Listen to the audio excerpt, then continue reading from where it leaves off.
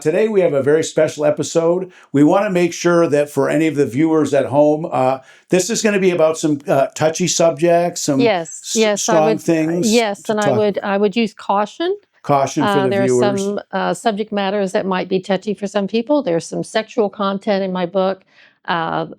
We might talk about We just sexual misconduct.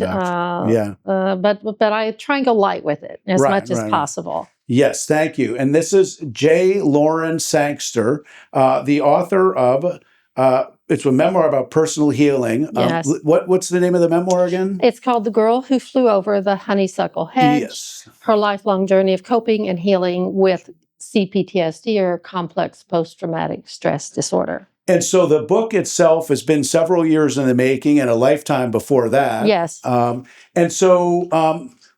before we get into too deep about it, sure. Would you say the book is more about now things, or the past, or a little balance of both? Or it's a balance of both. I specifically began to write because I wanted to educate about what it's like living with the trauma mind from early childhood, because I did experience severe traumas as a young child and in my childhood, and then again in my mid-30s as an adult. And even though I was in therapy and I was healing, I never talked about it. Yes. But in the book, I kind of give you my back thinking of what I'm thinking and what moments feel like.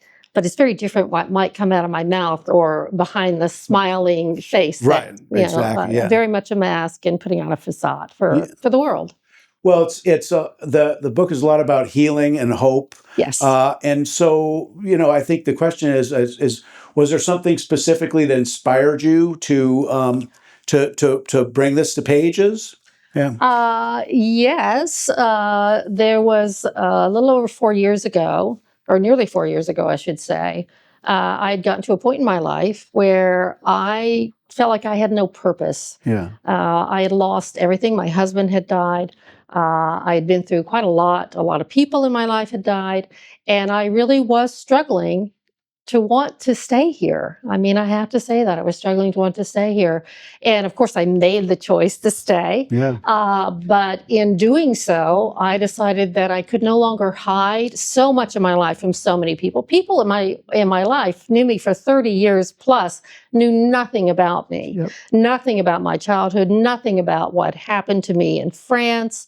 And so I decided if those things had to happen, let's find purpose, let's teach, let's educate, and let's let people who have experienced trauma or have CPTSD or PTSD know that they're not alone and that you can heal and you can live a happy, thriving life, which is exactly what I'm doing now. Well, so we'll touch a little bit on the big picture of what you've learned and can impart to others through healing and growth. Mm-hmm. But I think it would be interesting for the viewers, without basically giving away the book, because you want people to read it, go onto our website, check out where can they find this. Let's plug that early on. Yeah, you can go to flyingoverthehedge.com. That is obviously a reference to my website. That also is the name of my podcast, which I wrote and hosted 6 episodes of the podcast, flyingoverthehedge.com. And I discuss more in-depth topics that I bring up in my book. And I have guests on that discuss with me those topics. Yeah. So can we break down a little of kind of the parts that you talk about? Because I know there's several chapters, but if you were to break them down, and because I feel like you have like the early life, then kind of some of the really crazy things that happen, and then where you are now, what's a good way to talk about, part a little bit so that they kind of get an idea before we talk about the big picture, what you've learned from all of it. Mm-hmm. That chapter 1, I think early life, what was that like? Well, that is, chapter 1 is where I actually got the name of the book from. It's actually, I had an editor in New York, and my original editor read my story, and he said, I have a great title for you. Yeah. Let's scrap the one you've been using and call it The Girl Who Flew Over the Honeysuckle Hedge. And my mind really did fly over a honeysuckle hedge when I was in a moment of severe stress at 5 years old. Things that happened, because those things certain things that happened the night before with an uncle. That's all I'll say about that. The next day, when I think I'm being in protective mode, my sister ends up having quite a severe accident that I caused, or I should say it was caused because I locked the doors. I wouldn't let her in. She cut her wrist, and my mind I was 5 years old. I was in a severe state of stress, and I will always remember kind of lifting up and flying like a bird over the honeysuckle hedge that ran along our yard. Yeah, and I think that I've read that and seen that before, that in severe trauma, you might go beyond, outside of your body, right? Yeah. Like an out-of-body experience or something. Yeah. Have you ever thought that may actually be a real spiritual thing similar to out-of-body, or do you find that that's probably just totally a psychological response or something? That's interesting that you asked that, because I don't know. I can only tell you that I recall very vividly flying in the air, soaring, and feeling complete peace in that moment. And I never forgot it. I talked about it for years in therapy. I didn't talk about it publicly before this, but it was quite an experience. And I talked to my mother about it. I flew like a bird. I flew like a bird. Then we started having birds in the house because she thought I loved birds. Right. But, I mean, I think there's, when you look at psychology and spirituality and all these things, and, it's all a holistic thing, right? Yes. I mean, depending on, maybe some people only believe in psychology and they don't believe there's anything on it, or some people the opposite. But if you believe in all of it together, it could be, that's this, superseding part of your mind that is escaping some of the difficult parts. Yeah. So you grew up in New England, or? I grew up actually in Lexington, Kentucky. Kentucky, okay. And I mean, I talk about on one of my podcasts, I talk about generational trauma. I experienced generational trauma from my parents who had experienced their own trauma, and they were good people. But they didn't know how to parent effectively because of their own trauma. So there were issues with them that their children then had to watch play out in front of us. And that was traumatizing to us. And it's kind of one of those things where, the cycle has to break at some point. But I would think that now, with more, hopefully, governmental influences or societal things or resources, there's a lot more opportunity for people to learn and grow. Whereas even on your parents' generation, probably just have a vodka and soda or something and just deal with it or something like that. I mean, or you don't deal with it. And, then that's a problem. You shove it down and then you pass it on in, unfortunate ways to your children. Yeah, and fits of, when you don't know. You say, well, why? Or bad relationships, which we'll probably talk about later on, where, and outside people will look at your situation and, why does she keep going back to this guy? He's such a bad guy. And because that becomes part of their trauma bond, or they are back. And there's, sometimes the abusive person they'll apologize, or they'll say, oh, I'm sorry, I didn't mean this. And then it just keeps going back and forth. Yeah. Because you're living out cycles and nobody's kind of putting down the thing and saying, this isn't right. Yeah. It's interesting that it still happens today, but in a very, it still happens even though technology has changed so that we learn more about the cycles that develop. In my mother's situation, this was in the 1960s and 70s. Right. And domestic violence wasn't even a term. Exactly. And women's shelters hadn't even been developed until the mid to late 70s. And my mother had already gone through severe trauma with my father. She was shot during a domestic dispute with my father. And people would say, why do you keep going back? Back then, she was told to go back home because of how the situation played out. Today, I just read about, and I hope I can say this, Cassie Ventura. With Puff Daddy, P. Diddy. And look how long she stayed in this, allegedly, I have to say that, I suppose, abusive cycle. But she believed she was in an abusive cycle, and it took her so many years to leave because the control that's over you, and you believe you can't get away. And I did experience this in a situation. Yeah, and I think at that level, it's almost like they get blackmailed sometimes, and they say, well, I know, I have a lot of dirt about you that was part of, it's a very difficult manipulative cycle that happens in a lot of those times. And it's I think a fun fact that I was going to mention, and I always look at the cameras to That's okay. point to the audience, tell a fun Yep. fact is that I believe women weren't able to have their own credit cards until sometime in like 1980 or This something. is exactly right. Right. I remember when my mother got hers. Yeah. I remember when she got her own checking So, I account. mean, that kind of Yeah. goes to show what kind of the state of like, equality or things like that, Yeah. even up until that point where I guess women weren't to be trusted with a credit card because they thought, well, they'll go shop and spend all the money. And Or we so- didn't know how to handle it. We couldn't do it. Right, exactly. Whereas I've seen some films in the past, which is most more ancient cultures, a lot of times the women are the one always handling the finances for the family. Or are the leaders of the tribe, so to speak. Leaders of the tribe. Yeah. Also with cooking or things like that. Yeah. That had always been very much female oriented. Right. And then now where it's kind of funny where when being a chef becomes prestigious, it was much more men famous chefs. You ever Yes. notice it was kind of strange where Exactly. that became, so a lot of these things I learned in anthropology classes, I think Yeah, back in yeah. college. But so you had kind of the ups and downs of upbringing in Lexington, but then as an adult, I mean, where was that next kind of chapter, or did you want to still focus on that first chapter a little bit more? No, that's fine. Yeah. So I had ups and downs in my family. We had Yeah. more severe traumas.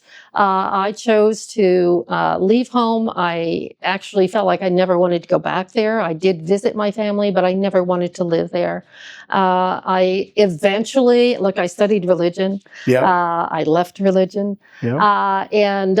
Because I really struggled with the idea that a loving God would allow so many things to happen. I still believed at that time, but I had a hard time trying to be a leader in the church, thinking that I had the right to tell anybody how to believe or that they were going to go to hell if they weren't baptized a certain way. And this is what I was taught. Yeah. And so I walked away from that and I moved to Nashville, Tennessee. And it was there probably one of my favorite years of my life. I met a wonderful, loving couple. I call them Arthur and Joni in the book, Okay. and their children. Mhm. And they became my surrogate family. They became the family. One was an art therapist. The other was an artist. And we just got on so well that they were in my life until Arthur and Joni passed away. Okay. And their daughters are still in my life. Yeah. So that is where I started playing with the idea of, I finally said to Joni, I don't like being me. And she said, well, why don't you try and go by another name? And I loved Lauren Bacall. Okay. So I said, I'm going to start going by Lauren. Yeah. And Lauren was born. And then I started thinking, how would Lauren dress? How would Lauren be? And I just became this different persona that has now grown into me, Yeah. J. Lauren Sangster. Okay. So, yeah. So at that early, now what was the age that you're saying you first kind of embraced Christianity and kind of the down south and all of that? And now this was when you were... I had left the church and I was about 25. So yeah, early 25, 20s. 26 Yeah. is when I took on Lauren. Okay. And then Yeah. I knew that I just had to keep going. Yeah, I wasn't, I was very naive. Okay. I write in my book, I didn't even know that the Doors, I didn't know Jim Morrison was dead when someone introduced me to his music. And I went, I want to go see him in concert. And he said, well, that's going to be hard to do. Yes. So I was very naive. I'd grown up in a sheltered life at home, sheltered in the church. So in my mid-20s, I had my first drink, I had and I just didn't feel like I knew anything. So I said, you know what? I'm going to New York City. And then I moved to New York City. Yeah. I got a job working for a law firm as a legal secretary, and I moved there. And this was completely like not knowing anyone. That was 1988. What's that? 88? 1988. Okay, 1988. Yeah. And so that must have been, somewhat more, sophisticated. And it's New York. It's the 80s. Yeah. It's very different than Lexington, Kentucky. Oh, yeah. You got to experience more. So that's exciting. But now wasn't there some ups and downs in your adult life too? Sure, there were some learning curves in New York for sure. Yeah. I can remember, and I write about this in my book. One of the first experiences I had on the subway that first year I was there was just very unpleasant with a man who kept screaming something sexual at me. Yeah. And I'm this little gal from Kentucky that just going, what's going on here? Yeah. And that's, that's kind of a common thing. I mean, things happen in New York. York, and things Exactly. get said to you in New York, and some people want to humiliate you, and this is one of those experiences. But I also went to a lot of dance clubs, and I also enjoyed going out with girlfriends that I had met. And then I met a man who, when I first met him, I thought, maybe he was a little off because he told me he was from Hungarian nobility. He was from 2 Hungarian noble families and a very famous family name here in America. Yeah. I can't say those names because I agreed with him when I was writing the book that he would at least have that privacy. The privacy. So while he read the book and he agreed to do it, he's even on one of my podcasts. Really? He asked me not to say his name, his family name. So I cannot say his family names, but I did summer in Newport, Rhode Island at one of the mansions, and that was my home for 6 years. And so in that chapter of your life, did that all work out? I mean, it sounds like you're still on good terms with this We're gentleman. still very good friends. Okay. Unhealed trauma carries with you. So there was this part of me saying, I'm not really happy. I call her Countess. His mother was Countess, and I don't say her last name. Right. Countess was, she was difficult with many people. I took it more personally because I had unhealed trauma, so my feelings were hurt. It felt very difficult. I didn't feel like I fit into this world. Yeah. Now I would say you people don't bother me at all, but but then it was hard for me. So I ended up leaving him. Yes. After about 6 years. Okay. But we remained friends. And then you made it to Maine, and I made it to France first. France, and, I went to France, and that is where in the book I went on to experience some pretty severe trauma. Yeah. I ended up, and I want people to read the book, of course, but I was held in the French Alps in a very secluded home. And I was sexually abused, emotionally abused. I was physically injured. I was tortured with my injuries. People can read my book to learn how I managed to eventually escape and get back to New York.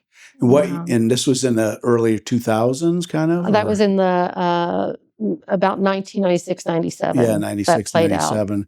And after France, then you came back to New York, and then eventually to Maine. Yes, I met a wonderful man, my husband, Michael. He was Scottish. Okay. And we lived quite happily in New York for a while, and then we moved to Maine in 2012. 2012. Yeah. Well, I know that because definitely get the book to learn kind of and read all of it. It's a page turner. It's a page turner. But I know like some of the kind of the things you talk about is internal family systems therapy. Is that something that you can touch on? Is that an important? Sure, absolutely. So I in the end, when I finally decided I have purpose, I want to write about my book. I did all manner of therapies to help me more deeply heal, because clearly I wasn't as deeply healed as I wanted to be. As you wanted to be. And so I went to therapy, and I was introduced with a therapist here in Maine to internal family systems model for healing, where you go in and you connect with your inner child. Yes. And you let the child know they're safe, and you listen to what, obviously you talk to yourself a little bit, and you listen to that inner child, and you say you're okay, and you let the child know that it's loved and that you've got it. Yeah. The adult you has now got the situation under hand. You give it permission to give up the wound and go play. Yeah. Let it go play. Well, and I did that with several of my parts. And therapy has played a good part in all of this, and a good circle of friends. Oh, yes. And I think in the book it talks a little bit also about how music and nature and certain things play a role in all of that. Yeah, throughout the book, I grew up in a musical family. My father was a musician and a singer. He had his own band. And for many years, he had his own band. So we had music in our home all the time. Yeah. I used music, and I have a playlist of all the songs I mentioned in my book throughout the years that meant something to me in certain stages. So that's on my website, flyingoverthehedge.com. Okay. And in how songs resonate Yeah. with every single one of us. We have a favorite song. We have something that means so much to us, or that gets us through a moment when we think nobody else understands, but the writer of that song, the singer of that song, the way they deliver it, And they understand. they touch it and they understand. So I talk about that as well, and that's one of my favorite really aspects of I love the playlist. I listened to it the other day, and I knew exactly where the stage of life was. Or it's like I read my own book just listening to the songs. Well, I recommend that people get this book and check it out. And is there a message out there that you want to tell anybody who may be struggling with a lot of these same things, or that there's hope out there, or resources? I think my biggest message is don't give up. If one method of coping isn't working, look, I drank too much for a few moments there. A few times after my husband died, I had a rough time of it. And that wasn't a healthy coping method, right? So if one method isn't working for you, if you know it's unhealthy, try a different method. Try a different therapy. Try EMDR therapy. Try internal family systems therapy. I also did acupuncture, which helped me greatly. And I'll give a plug for acupuncture. It is known to help with PTSD symptoms, as well as other, physical and other mental health symptoms. It can help you relax. It can help you kind of face your trauma. I faced flashback moments. I re-traumatized myself as I was writing my book. And I would go into acupuncture and face those flashbacks, and it helped me to, if it came again or if I thought about that moment, be much more relaxed in it. And I am far more deeper healed with acupuncture than I ever would have been or ever have been in life. Well, and it had reminded me about something now that I thought about when you talk about acupuncture. And it's kind of an interesting story. So I was at College Atlantic, where I went to school up in Bar Harbor, Maine. It has a really interesting library. This was in about 1991. And they had a book there that, because in those days, I was experimenting with mushrooms and pot and all those things, and reading about how since the 1960s, there had been some serious-minded therapy, but they kept pushing it away because the people in the government just don't like it. They don't like that, especially back then, they weren't interested in something that was going to change people's minds. I mean, everybody was fine with alcohol, number one, because they already were doing it all themselves, but it really didn't alter people's consciousness other than when they were doing it, or in a negative way, mostly. But when you had something like hallucinogenics, that was kind of partly responsible for all of the 60s movement, counterculture, all these things. And the idea, which is becoming more and more, as you've probably seen, prevalent about hallucinogenic therapy and things. And I believe you talked about that in your book. Could you give the audience a little bit? Yes, I can. I can. Sure. And obviously, it's not legal here in Maine to do therapy sessions with hallucinogenics. I did a psilocybin session. I was assisted by a medical professional, and I highly, highly recommend that, especially if you're trying to work through trauma, that you do have someone assisting you. I knew that this person trusted me because I have had so much therapy. I had done so much psychological work and mental health work for myself. And I was ready to do it. And this person knew that I was ready to do it. So they agreed to sit with me. And it was a hell of an experience. It was beautiful. It was frightening. I went in with the idea to just keep an open mind, that whatever happened, I would just work through it. And I did. And to this day, I walked away from there feeling much more spiritual in my thinking about it. And I do highly recommend it as long as you're assisted. Because if you are not, and you just don't go do the mushrooms without any preparation, because you can have a negative effect. I have to warn people about that. For me, I was able to do it. I was ready to do it, and it was I'm so glad I did it because it helped me to heal even more deeply. Yes, it's like, don't try this at home, right? Because I would agree, in those same college years, where for me, this was early 90s, a lot of those trips were ultimately kind of bad trips, which still you come out of the other side feeling like you learned something. Yeah. But it can be very scary, very painful, because you are going into all kinds of different parts of your mind. And most of us have throughout just the world, whether or not there's very specific traumas or not, most people's minds, it's kind of what you talk about with the doors of perception, is our minds have had to become closed off, because otherwise every sound, and it's sometimes what they talk about with people who may have autism and things, everything is what it would be if our minds weren't closed in to say, discount that, pick this, pick that. So we have these kind of minds where we have a very thin version of what goes on, because we have to do that to discern and keep track of everything, and some scattershot minds because we got so many things going on. That's the general mental state I think that we have. Acupuncture, psychedelics. Sometimes you can do with a very hot sauna. Different things where you're changing a little bit of a lot of exercise. Sometimes can. Anything that can change a little bit of that dynamic. But yes, it's especially stronger chemically based things. You need to find the right atmosphere. And maybe that'll be something that, at some point will be more looked upon in Maine in a way that's in the medical community. Because I know that's highly touted for people with PTSD from wars and things, right? So is acupuncture. That is, as a matter of fact, the government has approved acupuncture for veterans with PTSD. And I mean, you want someone who knows what they're doing, of course. My acupuncturist, I'll give him a plug, Don Charlson. In Scarborough, he is absolutely, not only is he well trained in his ability to do the acupuncture, but he's an extremely compassionate and understanding person.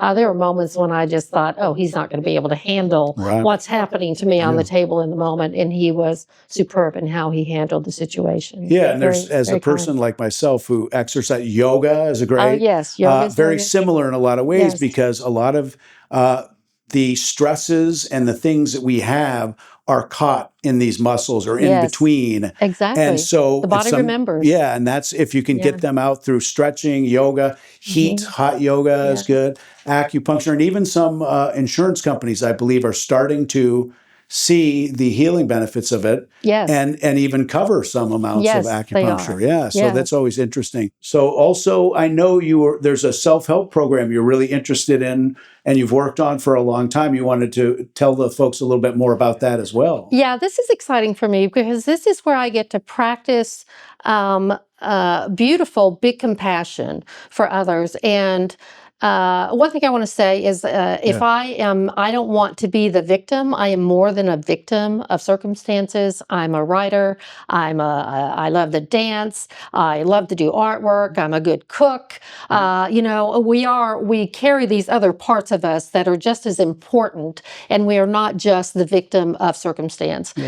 Equally so, the people that injure others, that commit crimes, are more than just criminals. They are injured people themselves. They have been through their own experiences. They're also artists. I have a beautiful piece of artwork by incarcerated gentleman in California. I bought through an auction to help promote the program, the Freedom to Choose Project. The Freedom to Choose Project is a self-help program geared towards men and women in the California prison system, whereby they attend classes and they learn how they use things like the internal family systems model for healing. They learned how to control their triggers. They learned how to communicate more respectfully. They learned how to listen, and they learned how to heal. And when COVID came about, no one could go into the prisons to carry on these programs. So they developed an online readership. And so I am a member of volunteermatch.com. That sounds, no, Yes, volunteermatch.com. You Yeah. can edit that out, I Right. guess. Yeah. And I receive an email, and the email say, do you want to try and do this? I read about volunteer Freedom to Choose Freedom project, to choose. and I decided, well, I'll tell you a little something. Yeah. In 2006, after what had happened to me, I took a memoir writing course. In that course, I was given a homework. I had to write a letter to someone who had significantly impacted my life. Oh. And I wrote a letter to the man who did what he did to me. And in that letter, I was of two minds still then. I said, I hope that things happen to you in prison that happened to me. Yeah. But the kinder version of me, the more real me, the more natural me, Yeah. wanted him to get help, to heal, to help others in prison, and when he got out of prison, to be a better member of society. And that is exactly what the Freedom to Choose Project teaches the men and women in the California prison system. Yeah. So COVID happened. They started advertising for people to read their homework. They photocopy them. They send them to me and other volunteers around the nation. Actually, we have people in Australia. We have people in different. Yeah. We have people in England. We have people around. We have other people here in Maine, Texas, New York, Yeah. who read for these people, and we provide compassionate feedback for them. And hopefully this can be like a charter program that can be modeled in a lot of other places, maybe in Maine too. Yeah, And we talk about it. I think they have just started in New Mexico. Yeah. It's all volunteer, so Right. funding is important, but it's something I am very passionate Well, and about. I think that it seems like, as part of your journey, because I mean, I think there's always stages, how they have like the 5 stages of grief. Yeah. They probably Yeah. have 5 stages of forgiveness and things where, Yeah. at some point, compassion kicks in where you're recognizing that most of these people that cause harm on other people, it's probably not like something that they were born with. It's probably because they've gone through a lot of problems and now they're lashing out. And so that's that same cycle. Exactly. But it sometimes happens not to the family. It's just a stranger that gets lashed out on, Yeah. or and so that could be a lot of elements of crime, even, which is, I mean, there's probably certain elements of crime, which is like desperation, Yeah. because somebody might steal because they're hungry or they're Yes. desperate or they're addicted to drugs. Exactly. And they need something for drugs. Somebody might lash out in a violent way because of all their pain and trauma and anger and things of that nature. I mean, it's not really like they ever find anybody that causes mayhem in schools or other that has had a great life. They Yeah. usually have some real issues that maybe if they had been addressed more in a multi-systematic way, you wouldn't have that happen. We get feedback. These men and women are allowed to provide the feedback Right. based on what I and other volunteers write to them. Okay. And I more than once, and I find this just so sad. More than once, I have read feedback where a man or a woman will say, I read that you tell me I'm worthy or that I matter, and that's the first time anybody has ever told me that in my life. Yeah. And I think that is so, I went through a difficult childhood, but I still was told I was worthy of something. Yeah. I was Right. told I was never made to feel like I wasn't worthy of love. I may have felt it at times Right. based on circumstances, but I can't imagine going through life. And some of them have been in prison 20, 30, 40 years. And this is the first time someone tells them that they matter and that they are worthy of love and of forgiveness. And that is life-changing. It's life-altering for many of them. Well, because, and you talked about Puff Daddy and there's some folks in France you talked about. And Yep. what's also interesting in the news is like the 2 Menendez brothers Yes. might now be getting some new resentencing based upon stuff that we knew even back then, growing up back then, of how, Yeah. in theory, at least, it seems as though that's what they have always said, was how abusive their father especially was to them, to where they were afraid for their lives. Yes. And that was not even thought of back in the 90s. It was like, and O.J. Simpson and his Exactly. wife was saying, please get this guy away from me. Yeah. It's in pop culture, I mean, everywhere we've seen such a massive shift. And it's only getting better, hopefully. Yeah, and it's interesting, the Menendez brothers, because I have an interest in this because I am involved in and they're in working with California, incarcerated men and women, and I know I work with, through this program, men and women who have they were given life sentences. A woman was given almost a double life sentence with no possibility of parole, Right. and she never thought she would get out of prison, but she went through the Freedom to Choose Project program, and she changed her life. She helped so many people while she was in prison, never with the thought that she would get out. She helped others get out. And they came to her one day and said, hey, guess what?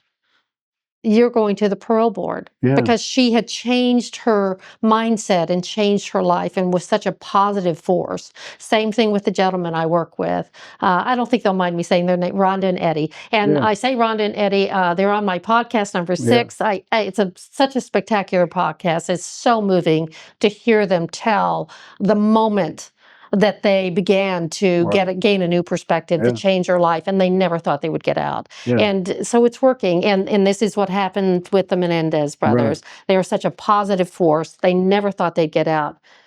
They deserve it.